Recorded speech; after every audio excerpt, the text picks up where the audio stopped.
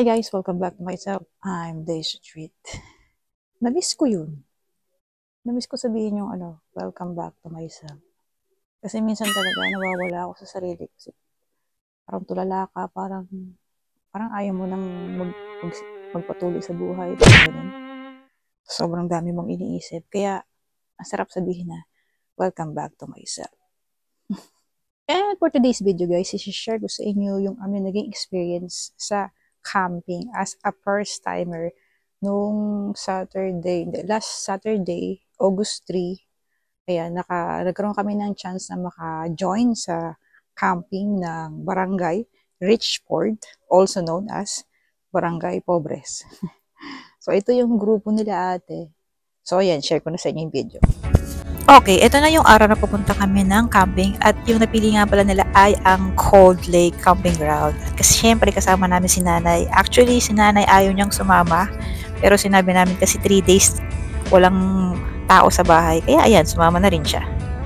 At ito nga ay papunta na kami. Bali 1 hour pa lang yung driving namin dito. So medyo malayo-layo pa yung Cold Lake kasi I think 3.5 hours papunta doon. So kaya ayan, drop by muna kami dito sa isang gasoline station. At ayan yung mga kasama namin. Hindi po sila. Yan kasi August na yon. So month of August talaga is month of camping. So ayan, medyo nag-refresh muna kami, nag-washroom.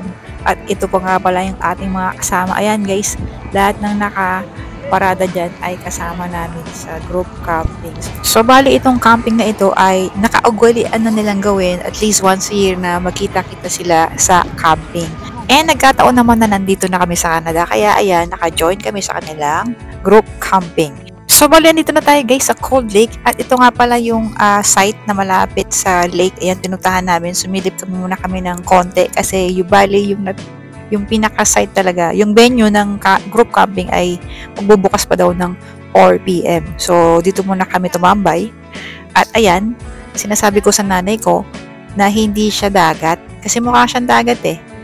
Siya ay lake. Kaya nga siya tinawag na Cold Lake. Malamig na lake. Pero kasi kung titignan mo siya, yung nilalakaran din namin ay para din siyang buhangin. So, mukha talaga siyang dagat. So, ayan. So, nag-enjoy naman siya, although malamig. At dito nga, ay ang nanay ko, tinikman talaga yung dagat. Ay, yung tubig. Kasi nga, ayaw niyang maniwala na lake siya at hindi dagat. At ayan, matabang araw. Love trip talaga itong nanay. Ayan, naalala niya raw yung, yung kanilang probinsya. Ayan, yung sa Iloilo. Matabang? Parang dagat. Tabang nga, na maalat-alat. Ay, maalat din? Oo. Yan dyan. At may nakikita kaming naliligo sa dagat, guys. Talagang hindi kami makapaniwala na kaya nilang maligo sa ganong temperature na talagang malamig. Siguro talagang nakasanayan na nila maligo. And kami ka talagang di namin kakayanin maligo kasi sobrang lamig. Nakakangatog. Yung tubig talaga malamig. And finally, ayan, nandito na po kami sa venue. Syempre, kanya-kanya na kami ng parking at pwesto kung saan kami mag-set up ng tent. At ito nga pala yung kasama naming may RV sila, Ate Cheryl. Ayan. Ito lang disadvantage sa RV, yung mag-park.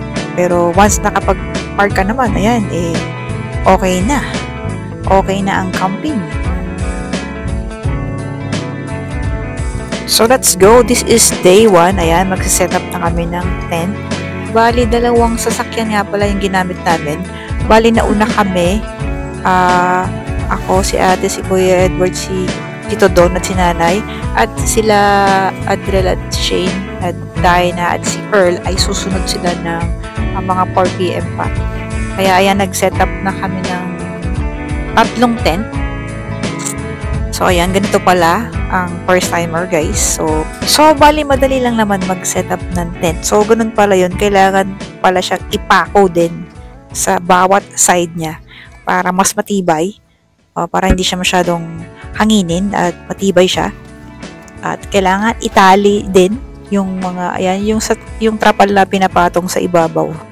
At ito nakakatuwa guys kasi may saksakan siya. Ibig sabihin may kuryente sa camping. Ayan, pag makikita nyo to yung ganitong gulay, ayan, ibig sabihin merong kuryente, pwede magsaksak, pwede mag-charge, so hindi ka talaga malulobat.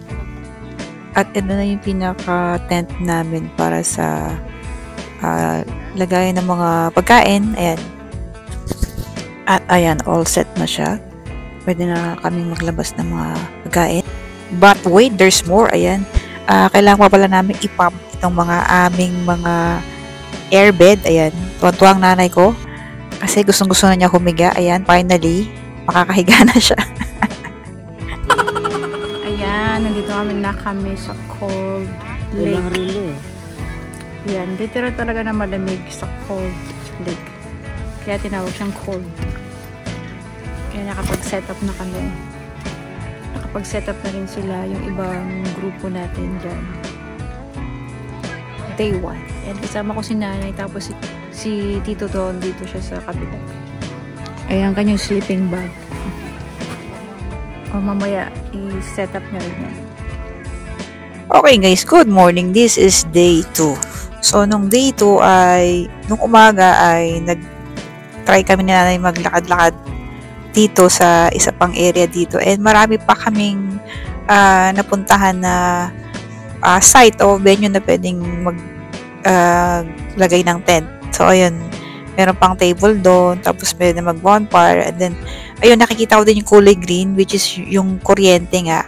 Ayan, so, pwede pa rin dito pumwesto, if gusto nila ng tahimik, or gusto nila mag-solo. Ayan, meron pa pala dito, ayan, o. So, meron pa dun sa sulok na yun. O, meron ding lamesa, may table, and bonfire, at kuryente. So, ang galing, no? Sa Pilipinas, parang hindi ko ma-imagine na may kuryente talaga. Pero dito sa Canada, may kuryente. Yun ang, sa tingin ko yung kaibahan. Yung camping sa Pilipinas. Kasi, usually talagang tent lang. Talagang mga solar ilaw lang yung dala. Pero dito, pwede kang magdala ng heater. Ayan, kasi nga may saksakan. Merong kuryente. Katulad namin, si nanay, nilagyan namin siya ng heater kasi baka lamigin siya sa tent. Ayan, may bonfire. So, meron pa dito sa loob. Kung mapipili niyo po itong cold lake, ayan, marami pong magandang pwesto. Dito, ayan, ang dami pa. Meron pa dun, isa, dalawa.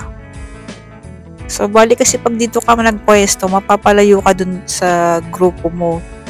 Para ka naman nagsosolo pag dito ka pumwesto kung kayo ay nasa group camping, di ba? Pero kung gusto niyo talagang mag-solo, ayan. Pero kasi pag dito ka pumwesto, parang mas marami siyang insect or yung mga lumilipad. Doon nga sa tent namin, maraming mga insect eh. So, siguro magdala na lang tayo ng pang-spray para iwas sa mga kagat na insekto. Ayan, meron pa rin dito.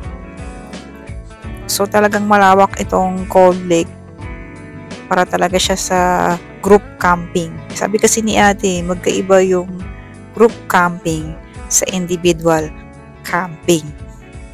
So, yan sa mga expert na mag-camping, siguro alam niyo yung ibig ko sabihin. And ang ganda talaga dito, parang experience mo talaga yung nature. At saka, iba yung tunog ng forest ng Canada sa forest ng Pilipinas. Kasi sa Pilipinas, maririnig mo mga kuliglig eh. Pero dito, iba yung tunog niya. Kasi iba rin yung mga ibon. Iba yung tunog ng mga ibon. Iba yung mga insekto, mga kulisap. Basta, o mga foreigner. Mga foreign insect. Sa Pilipinas kasi talagang pag pumunta ka sa gubat, talagang iisa lang yung tunog. Mga kuliglig, mga palaka. Pero dito iba talaga siya. So, ayan, ito na yung bali papunta sa camp namin. Ayan yung mga sasakyan nila naka-park. So, bali sa side na to, maganda dito kasi malaki yung park store. So, yung mga lagay ng pagkain. So, maganda yung napwestohan nila. Ayan, ito yung park store na tinatawag. So, dito mo pwede ilagay yung mga pagkain mo. Ayan, mayroon pang lamesa at saka pwede mo siya i-close. Kasi, syempre, mag-iingat tayo sa bear. Ayan, pwede mo siyang isara. Kasi para hindi naaamoy ng bear yung pagkain. Kasi isa yun sa mga sign na pwede kang puntahan ng bear pag mayroong pagkain. Kaya very strict sila dito na bawal mag-iwan ng pagkain sa lamesa. So, kailangan ililigpit siya, ilalagay siya papasok mo siya sa tent mo or sa park store. Ayan, bali pabalik na kami dito ni nanay. Ayan, nakapagbilad-bilad na siya. At ito nga pala yung playground ng mga bata. Ayan. Ayun, meron din doon ay washroom. Pero yung washroom kasi dito is hindi siya magandang, I mean, naka-direct siya. So, makikita mo dun sa ilalim. At wala siyang tubig. So, tissue lang talaga. So, para mas maganda, comfortable lang pag-washroom ninyo, pwede naman kayo magdala ng portable na washroom. Yung katulad, mamaya papakita ko yung aming portable washroom. Portable toilet. At ito nga pala yung tent nila, Dayna. Yung kanilang tent ay nasa ibabaw ng car. So, bali ito ay day 2. Ayan, madali lang siya i-set up. Kaso, ang disadvantage naman nito is hindi mo madadala yung sasakyan. At ito nga pala guys, nakakita kami ng isang Canadian na babae na pumipita siya ng kung ano. Kaya lumapit kami, na-curious kami, nakipitas na rin kami. Ito nga pala ay wild berries. So, pwede siyang kainin.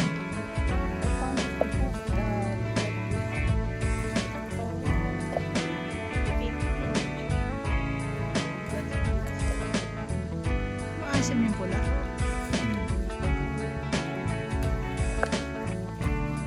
Wild berries po. Ano maasim? Sarap.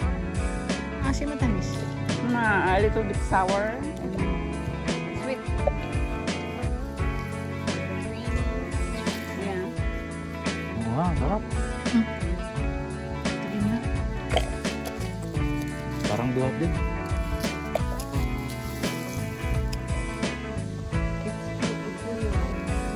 Sa'yo maliit.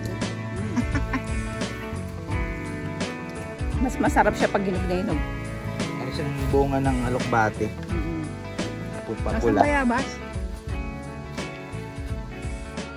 And yan, after namin pumitas ng wild berries, ayan, nagyaya na sila Ate Jeline na mag-boating. We're about to go to Kinoso Beach. At ayan, nandito na agad tayo. Diba? Ang galing. Ito nga pala yung Kinoso Beach. This is a public. So, pwedeng pumunta rito anytime para mag-boating or mag-swimming. So, dito kami naghintay sa Kinoso Beach para makapag-boating. Sabi nila, pwede mag-lunch ng boat dito. Kaya, naghihintay kami. And also, pwede rin dito mag-zipline. Ayan, mag-kayak. Ayan. Ayan sila, Shane at Adrel. Ayan, nakapag-try naman sila mag-kayak. At, ayan, maya-maya, naligo na rin sila. At kami talaga, hindi namin kaya maligo dahil lalamigan kami.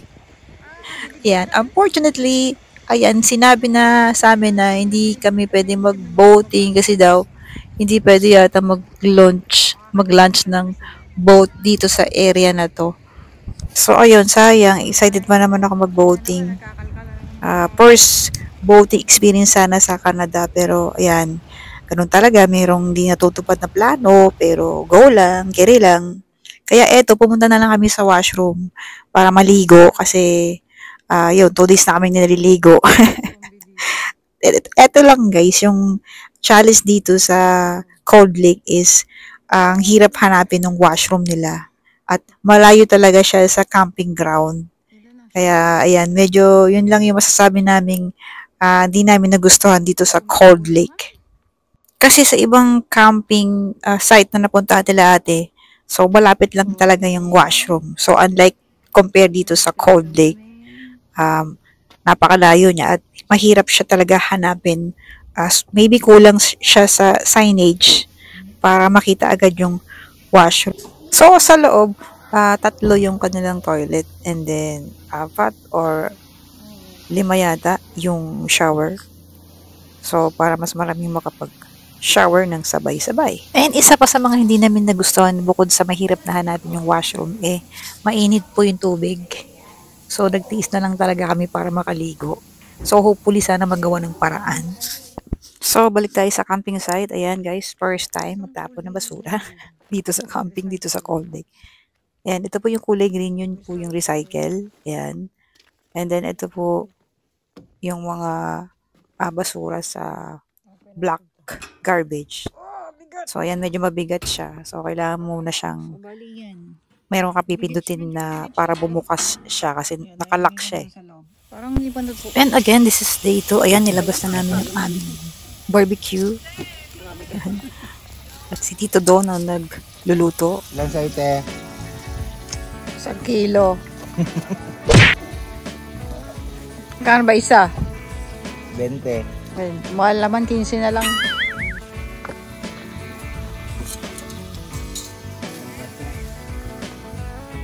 Asan yung pang ano? Pang brush? Ito. Ay, binabrush.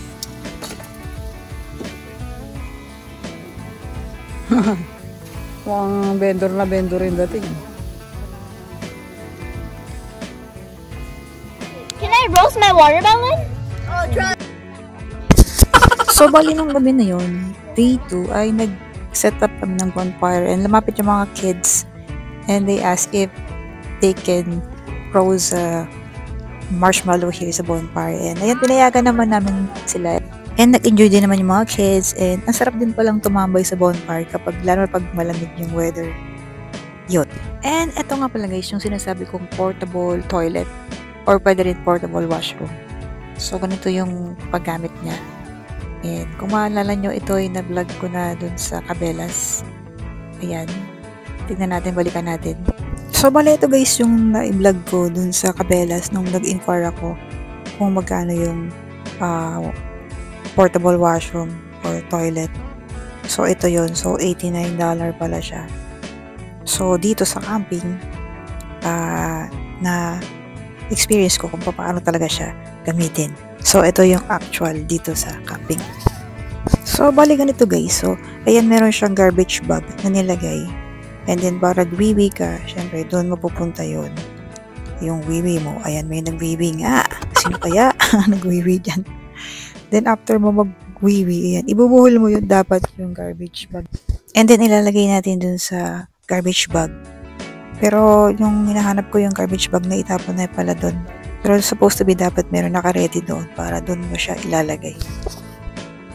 And, ito na guys, this is day 3 na. So, it's ligpitan time na. Ayan, medyo nailigpit na namin yung ibang tent. At ito na lang yung last na liligpitin namin. So, thank you Cold Lake for 3 days and 2 nights na pagstay namin dito. And ayan, yung iba rin naming kapitbahay, ibang grupo ay nakapag-ligpit na rin ng tent. And ayan, itong day 3 ay sakto na umulan. So, kaya nabasa yung aming mga tent. So, medyo mabigat siya at mahirap ligpitin dahil umuulan nga siya.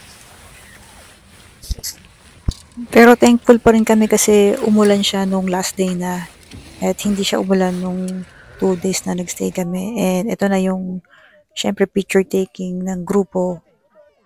At ito nga pala yung Barangay Pobres na ngayon ay Richford na ang kanilang pangalan. So ayan guys, bago nga pala tapos yung video, i-share ko sa inyo yung unang gabi namin doon, nagpakita pala si Aurora. Ayan, pero nung nakita ko sa picture, ang ganda pala nung kulay green, para siyang ano ba tawag doon? Yung sunrise, yung ano ba sa Tagalog yun? So, bali kami ni Lola, hindi namin nakita yung Aurora sa Cold Lake kasi masyado namin na-enjoy yung aming tent. Natulog kami. So, ang ganda pala niya. So, dapat pala lumabas kami. Sayang. Pero, ayan. At least may mga picture sila. Yan. Insert natin ang kanilang mga picture.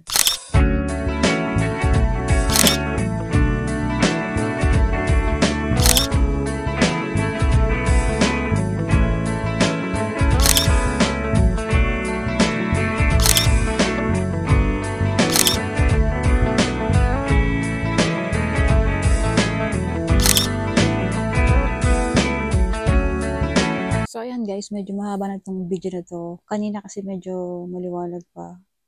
Nung nag-start ako mag-video, madilim na. Ngayon ay 7 PM na dito. So, I hope na-enjoy niyo po yung aming camping experience dyan sa Cold Lake. And it's up to you guys kung gusto niyo pumunta roon or hindi. So, I'm just being honest with other issue about sa Cold Lake. And kayo na lang po bahalang mag-decide. And thank you for watching this far and see you to my next me.